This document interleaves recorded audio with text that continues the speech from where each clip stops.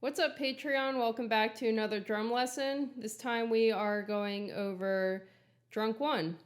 The song is really short, so I'm going to see if we can do this all in one take and set the record for my fastest drum lesson. I know some of these are kind of long, but I try to get as close to what I play as possible. So before attempting this song, I would really get the kind of linear pattern. Linear just means that you're not playing anything at the same time. This pattern, it goes kick, hi-hat, snare, hi-hat, 1 and 2 and 3 and 4 and 1 and 2 and 3 and 4 and you just want to get that down because that's kind of like the basic part of the main beat. To be even more prepared, you could work on opening up and closing the second hi-hat there. So 1 and 2 and 3 and 4 and 1 and 2 and 3 and 4 and 1 and 2 and 3 and 4 and 1 and 2 and 4 and. So when you open the hi-hat, you're actually opening it on the and when you hit the hi-hat, and then you're closing it on the next beat, which would be the kick drum on beat 1. And so both your feet are coming down at the same time on that downbeat.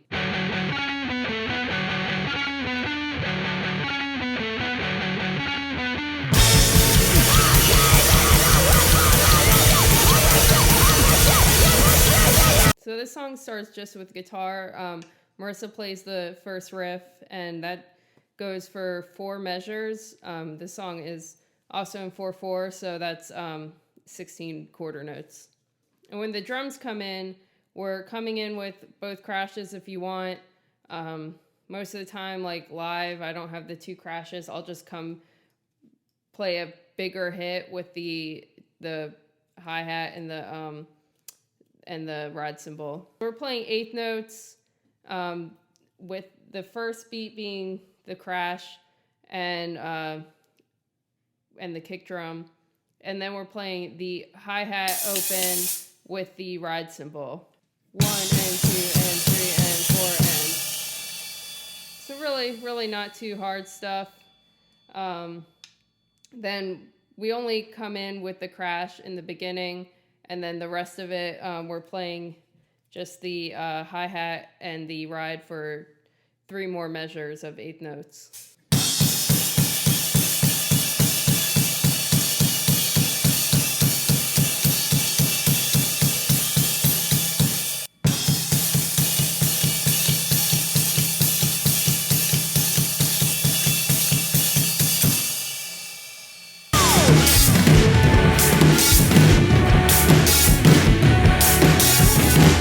For the verse with that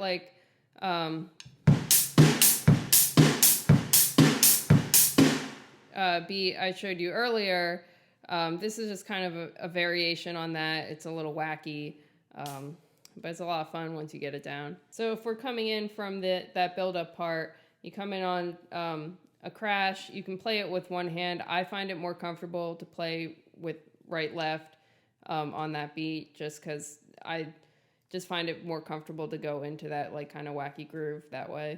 Play a crash with the kick drum on beat 1, then you're playing the hi-hat close on the and of 1, the snare on 2, and then the hi-hat open on the and of 2.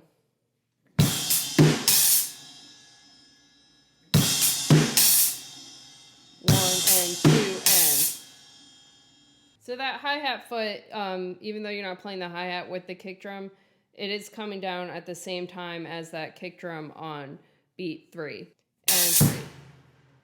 So both your feet are coming down on beat 3. The second half of that groove is the kick drum on beat 3. You're playing a flam on the snare on the and of 3.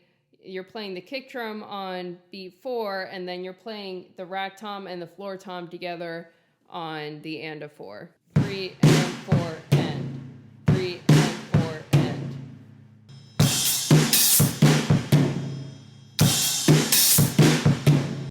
And then for the next measure in the groove, you're just playing that same groove, except you're not crashing on the crash cymbals, you're just playing a kick drum on beat 1.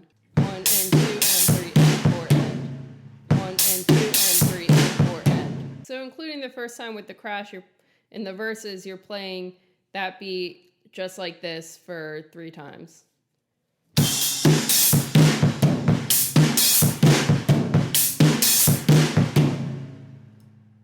Now there's always a variation at the end of the verse with like a little fill to lead back into the chorus.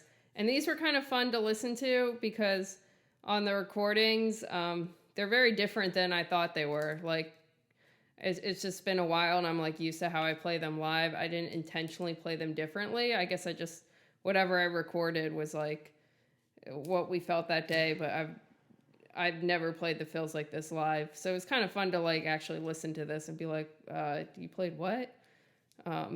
They're cool. For this first verse, we're doing on the final measure of the first verse goes 1 and 2 and 3 and 4.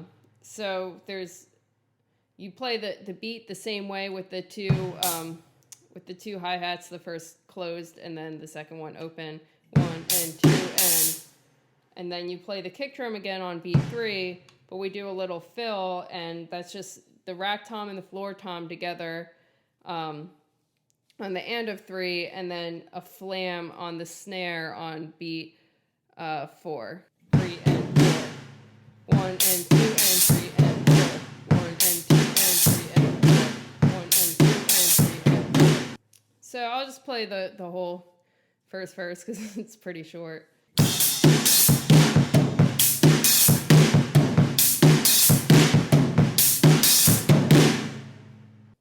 We'll play it a little slower.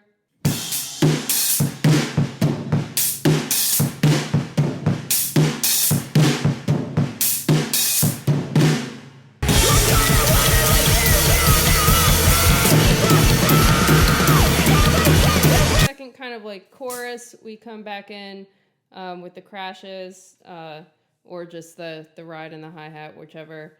And then we're doing that same build up for 2 measures. 1 and 2 and 3 and 4 and 1 and 2 and 3 and 4 and. And then you play with the ride cymbal playing the 8th notes and the kick and the snare. You're playing the snare on beat 1 and they're just going 1 and 2 and 3 and 4 and with the ride cymbal 1 and 2 and 3 and 4 and then you do that twice. 1 and 2 and 3 and 4 and 1 and 2 and 3 and 4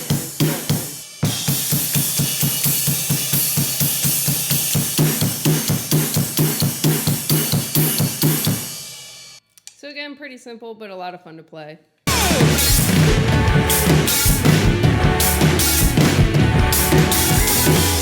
And then we go back into the second verse, which we play the first 3 measures are exactly like the first verse, so.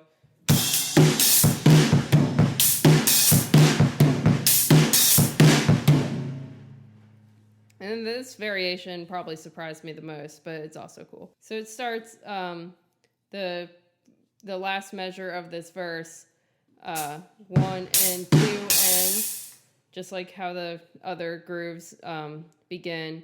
So then we play the kick drum on beat 3, another open hi-hat on the end of 3, and the snare and a crash cymbal on beat 4. 3 and 4. 3 and 4. 1 and 2 and 3 and 4. 1 and 2 and 3 and 4.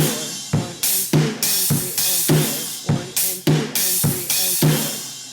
So I'll play the whole second verse a little slower.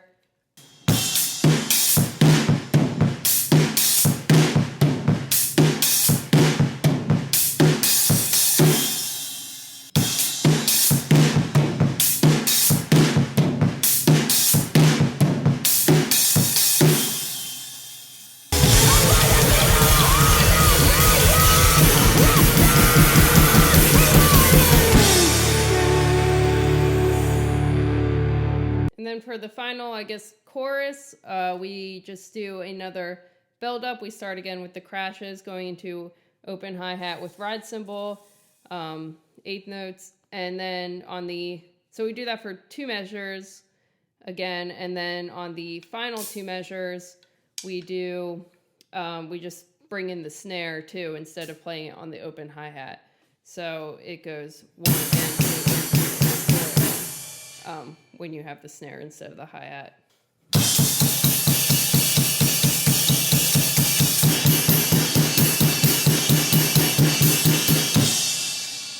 We actually do end on the 1 of the 5th measure of that chorus. So you can do that on 2 crash cymbals or 1, whichever you want. 1 and 2 and 3 and 4 and 1 and 2 and 3 and 4 and 1 and 2 and 3 and 4 and 1 and 2 and 3 and 4 and 1. So fun little addendum because I was so surprised by the fills that were on the recording. Live, I'll usually play this one first. It does vary sometimes because I just don't really think about what I'm doing. But so if we're at the 4th measure of the first verse, I'll usually play 3 and 4 and. So kick drum, I'll play like the hi-hat and floor tom on the and of 3.